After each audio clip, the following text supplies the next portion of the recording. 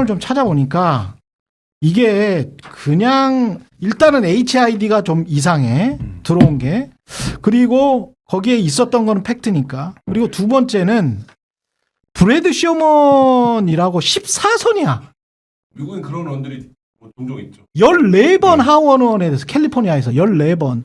근데 이 사람이 자리가 외교위의 아태 소위원장이야. 한국 담당이야, 그냥. 한국 담당이라고 보시면 됩니다. 외교위 아태 소위원장이면 국회 한국 담당 14선. 그러면 뭐 한국에 대한 영향력이 얼마나 막강하겠어요? 민주당입니다. 그러니까 민주당은 집권 여당이죠. 미국 입장에서 봤을 때는. 근데 그 집권 여당인 브래드 셔먼이 12월 4일 날에 바로 이 계엄이 되고 계엄이 해제되자마자 강력하게 규탄하는 성명서를 발표합니다. 개인 하원 의원 명의로 네. 자기 홈페이지에. 그러면서 야, 이 집권 여당의 일부도 여기 계엄 해제에 찬성을 했던데 잘하고 있어.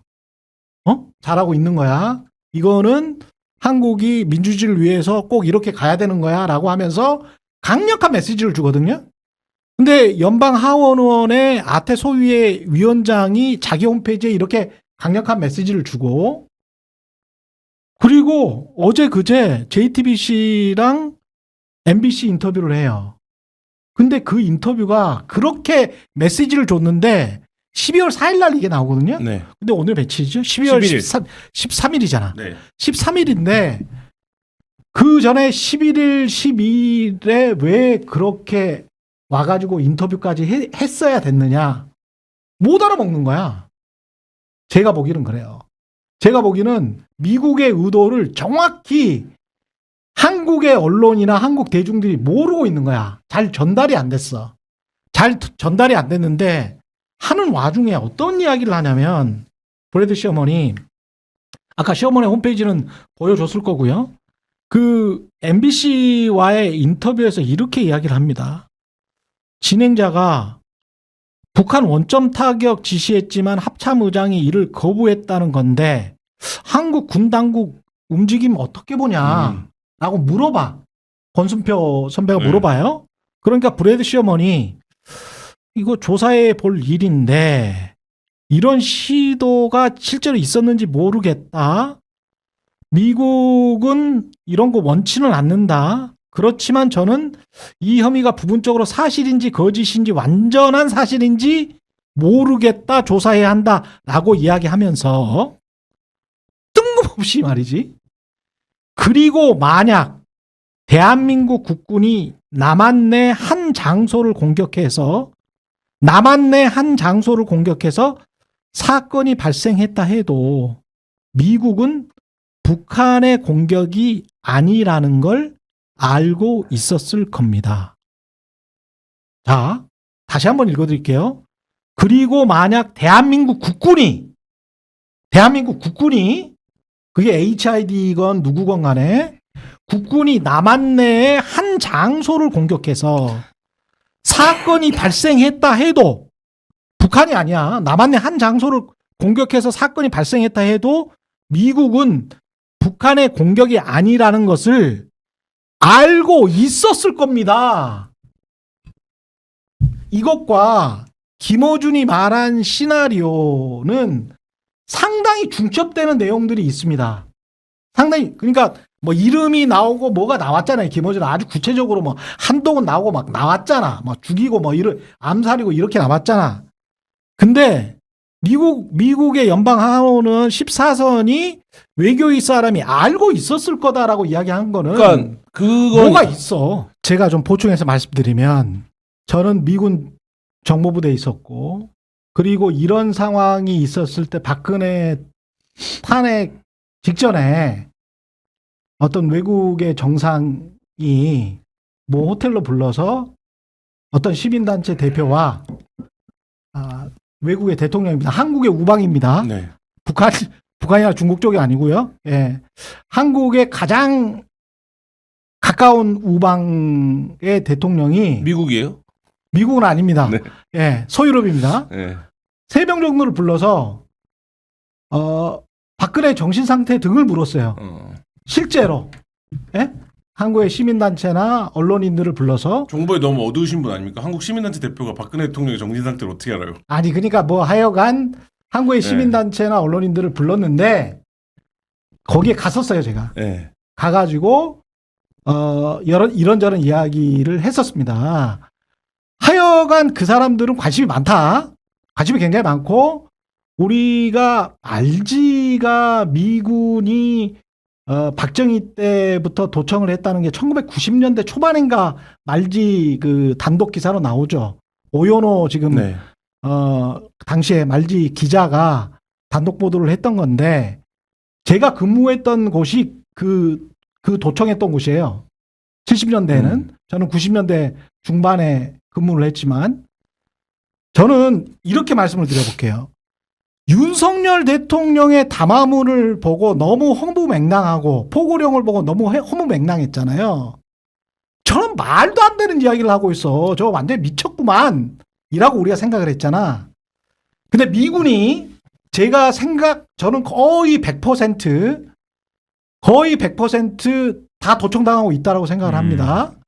근데 윤석열이나 그 옆에 김용현이가 있고 벙커에 있었건 어디에 있었건 간에 윤석열이 허무맹랑한 이런 소리를 한 거예요. 허무맹랑. 야, 누구? 한동훈이 사살하고, 야, 저 체포해가지고 조국 양정철 김어준이 이 새끼들 해가지고 구출하는 신용하다가 이렇게 도주해? 그러면 그걸 북한으로 이렇게 해봐. 그리고 북한군 매립하고, 그러니까 지가 영화에서 본 거, 그거 유튜버들한테 들은 거, 그런 걸 잘잘잘 이야기를 한 거야. 했는데, 그걸 들었어. 도청을 통해서 들었어. 그냥 제 합리적 추정은 그렇습니다. 제 경험상 들었어. 큰일 났다고 생각한 거야, 이 사람들은. 큰일 났다. 한국 완전히 망하겠구나. 미국이 듣고 미국이 듣고 이성적으로 이런 완전 미친놈들이네? 이렇게 생각을 하고. 윤석열이 야 이렇게까지 생각하냐 맛이 갔다 이렇게 생각해서. 근데 그게 이 정부의 액션 플랜이었는지 아니었는지 윤석열의 장광설이었을 것 같아요. 아까 그리고 저 오해하지는 마시고요. 제가 그 전체 그러니까 김어준 씨가 말한 게 다 맞다. 100% 나는 확신한다. 그런 뜻으로 말씀드린 거는 전혀 아닙니다. 예, 전혀 아니고 아마 그 소스가 나왔다면 그런 소스였을 가능성이 있고 김어준을 내세운 건 그런 저런 어떤 외교적인 이유 때문이었을 가능성도 있겠다. 그런 어떤 저의 추정을 말씀드리는 것이고요. 음모론과 관련해서는 음모론이 특히 이제 김어준 씨 같은 경우는 선거 부정선거에 관한 음모론을 퍼뜨렸었고 세월호와 관련한 것도 사실은 책임이 많거든요. 그것과 관련해서도 그 부정선거와 관련된 것도 그렇고 세월호와 관련된 것도 그렇고 둘 다 뉴스타파의 보도와 정반대의 보도를 김어준 씨가 다 했었고 결국은 결과적으로는 뉴스타파가 거의 맞은 거죠. 예, 거의 맞은 건데 다른 점 뭐냐면요. 뉴스타파는 꾸준히 현장에서 취재를 해서 확정적으로 말을 안 하면서 계속 단편적으로 쌓아갔거든요. 계속 단편적으로 쌓아가서 이것도 봐야 되고 저것도 봐야 되고 하면서 사람들의 증언을 꾸준히 모아서 수십일 또는 수백일 또는 수년, 세월호 같은 경우는 수년이죠. 수년 동안 취재해서 계속 내왔다는 거고 한겨레도 비슷합니다. 그런 측면에서는. 그게 우리는 사실은 그 기자가 모질이어서 그런 게 아니고요. 인간이 좀 모자라요.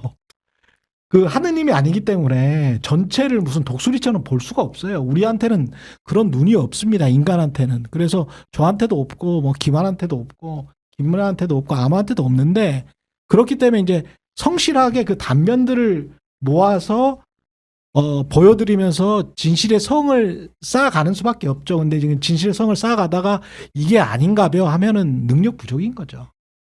그거는 늘 겸손해야 되는 것이고, 그래서 진실을 제가 뭐 알고 있다. 뭐, 이건 것 같다. 이건 것 같다라고는 말씀드렸는데, 이게 확실하다. 뭐, 이렇게는 단정적으로는 들으시면 안 됩니다. 예. 제 경험과, 제 리서치를 통해서, 이런 거 아닌가라고 제가 추정을 한 거기 때문에, 예, 그렇습니다. 예, 너무 또 음모론에 빠질 필요도 없고요. 네. 왜냐하면은 지금 나온 팩트로만 봐도 무조건 탄핵은 돼야 되는 거고 나라는 새로 건설이 돼야 되는 거기 때문에 거기에만 집중하는 오늘 밤 이후가 됐으면 좋겠습니다.